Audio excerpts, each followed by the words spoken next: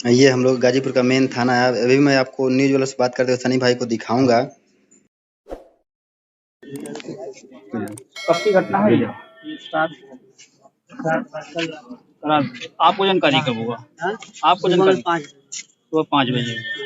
तो कैसे जानकारी हुआ कि पापा कितने? मेरा छोटा भाई बता, दादी रोते घर पे गई, छोटा भैया कर जगाया हूँ। सोच के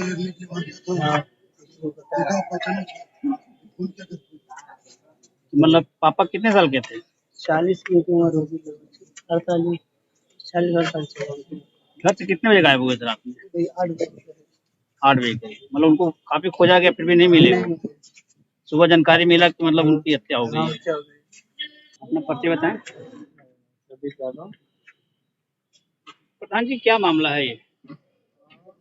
ये देसी शराब की दुकान है, उसी में शराब आपसे मिला दिन लोगों का हुआ उसी में। वो बगल के मोहल्ले के भाई नाटे और बबलू मिलकर निशांत तरीके से मेरे सिर पे शरीर का हमने किया है। इसकी वजह से ज्यादा शराब की वजह से लगता है इनकी मृत्यु हुई है। ये घटना कब की है सर? लगभग रात्रि 10 बजे।